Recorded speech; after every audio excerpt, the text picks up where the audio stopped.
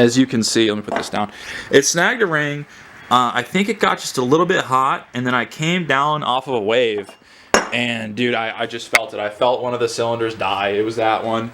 It beat the head up a lot, and once I shut it down after that, it just didn't start back up. So that was a bummer. That was a bummer. But anywho, I actually had a professional take a look at this, and he bored out my cylinders to 0.25 over, because that's the pistons I had. So he bored it out, decked the cylinder, decked the head, and actually my exhaust side, which is pretty nice. He did all that for me, and I only got charged $140, and he had a 1-day turnaround time. So big ups on that one. His name's Tony. Tony, he's a local guy to me, but good guy, man. These guys do good work for cheap. So anywho, it runs real nice. No problems with it. Good 150 psi compression, but I still have the 28mm carburetor on here that comes with it from the factory. You can see it down there, and it's just a little anemic on the bottom end. So, you know, what I'm looking to do today is I actually bought a 38mm carburetor, a CDK2, off of my guy Zach when I was getting some new cylinders and a new bottom end just for fun. So this is a CDK2 with the correct intake manifold. This is actually from a TS, the old twin seat. So the jets are different, and the oil injection pump, or the oil injection like port, is on the wrong side, but that's okay. I just blocked it off anyways. And I have a genuine key and kit, you know, because we only do things right from now on, right? And I have some jets. So these are proper jets. I have 75, 78, 140, and 142. So these jets from the TS's, for some reason, even though it's the same engine, they're way too lean. So that's why I have those. And I have some nice fuel lines so I can bypass the fuel pump, and we'll be good to go. So I'm going to take that carburetor out, put that carburetor in, and then I'll see you back once I'm dug in. Alright everybody, so first step here, we just need to disconnect all these little lines and hoses.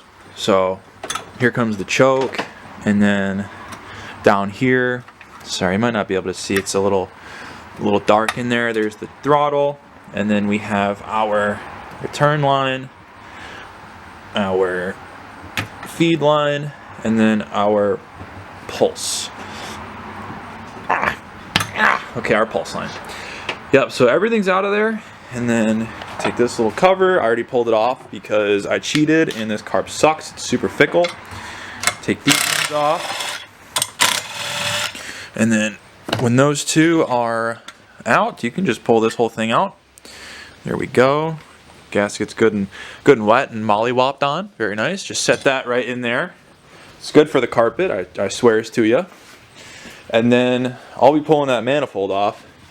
It's kind of difficult because it's a, like, what is it, eight little nuts in there. They're absolutely buried. These top ones are no big deal, but the bottom ones, by golly, under here it's real rough. So I'm going to take those off, and then I'll get back with you. Alright, I got the old carbon manifold out, and I was able to use this little electric ratchet, the little 3-inch extension. I was able to get it onto almost every nut, so that made it a lot easier. So right now I'm working on the new carb, and I actually haven't looked at this before. It's a little dirtier than I thought. So you can see there's a little bit of like corrosion on the throttle plate here. So I'm trying to get this off. This screw came loose, this one didn't. So I hit it with a little bit of heat, and I'm peening it with a hammer. So hoping that comes out of there, because I'd like to, you know, get this carb actually cleaned. That screw was giving me a lot of trouble. It wasn't really coming out. So I employed my impact screwdriver, and it came loose. I'm getting ready to clean this carb up. It looks pretty good on the throttle end. A little dirty here, but that's no big deal. I'm actually going to take a brass wire brush to this. There's one of my newfound passions, brass brushes. They do a great job. But anywho, this carburetor was stuck onto the intake manifold like glue. I mean, I could not get it off. I had to put it in the vise and hit it with a little dead blow right there. Cometic gaskets. Cometic gaskets. Learn here. Learn today, folks. Learn from my pain. Buy good gaskets, okay? I bought these cheap piece of junk ones off Amazon from my buddy Jeff. And after one use, I mean, I was really careful. I tried to save on them. They ripped. They suck. So buy nice gaskets. You might be able to get more uses out of them. You might not be, supposed to, but good things go a long way. I'm gonna go ahead and dig into this sucker. As you can see, the smoke means there's been a great success. I have the new carburetor and airbox installed. Got a new fuel line. Here's the fuel in, going to the brass fitting. Pulse goes right there to the fuel pump, and the return is this plastic fitting, just goes right back to the tank. It hooked up pretty simply. So all I had to do was relocate the little throttle cable plate down there from that motor mount bolt to that motor mount bolt.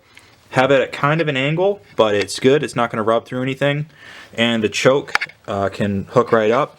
And both of these have a safe amount of free play. And it sounds a lot meatier. I'm pretty sure it's, rich as Bill Gates right now. But let me see if I can get you a little audio clip here. It sounds way angrier than before.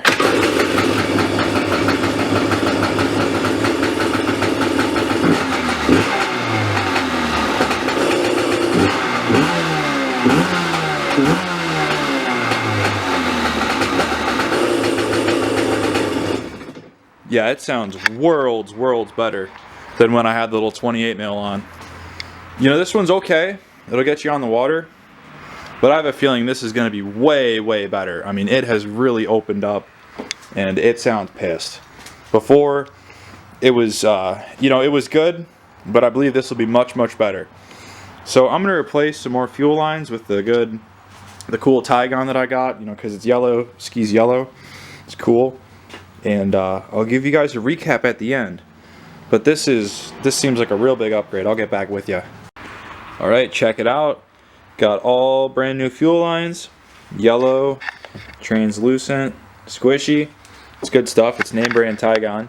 So it should last a few seasons.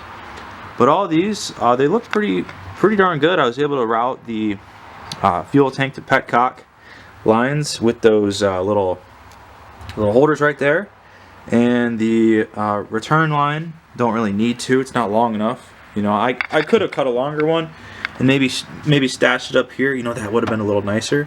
Yeah, you should do that if you're gonna undertake this. Do that. But honestly, it looks pretty darn good. And between the translucent yellow fuel lines and the clear water lines, this thing, we're pushing some more horsepower than if these were to be stock. So with that carb, I mean, this thing's pretty well dialed in. Let's see if it'll start. See how it sounds. I messed with the carb just a tiny bit. We'll see what happens. Leaned it out a little bit.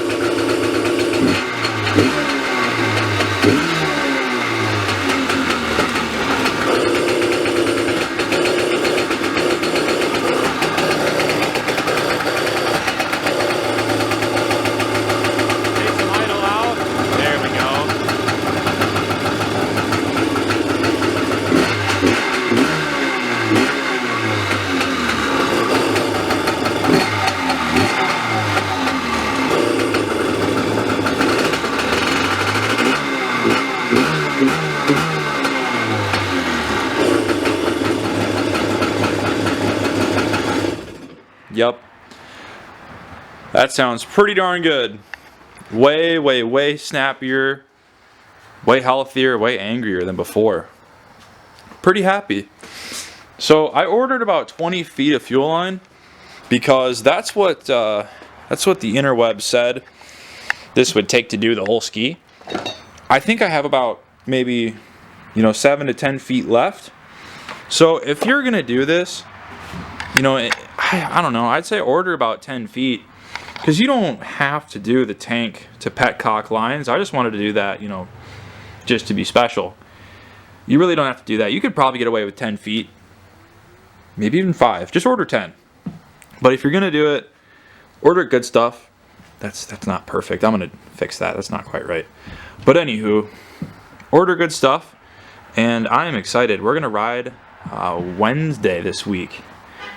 That's September something. But yeah, we're gonna go for a spin. I'm pretty darn excited about this. This made a big difference. All right, well, that's all I have. Gonna update you guys when we go riding. See you then. Editor's post-production note. I'm going to start it here with the hood on, just so we can actually hear what it sounds like, hear the exhaust note. Because on camera, there's so much racket going on inside the engine bay here that, you know, a camera can't really pick up, it can't really isolate the exhaust. And this just has a stock camera. It's like a Canon DSLR, and it doesn't have a good microphone on it. So let's just see if we can get something better. Take a little gander. Got a little more pop.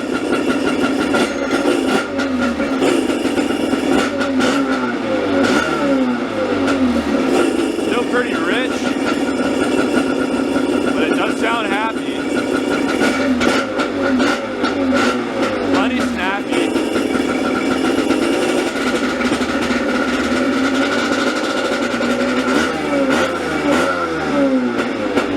Yeah, that's pretty good. Comes down nicely.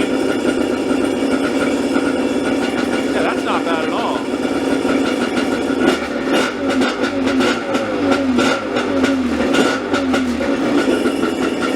Yeah, that sounds pretty good.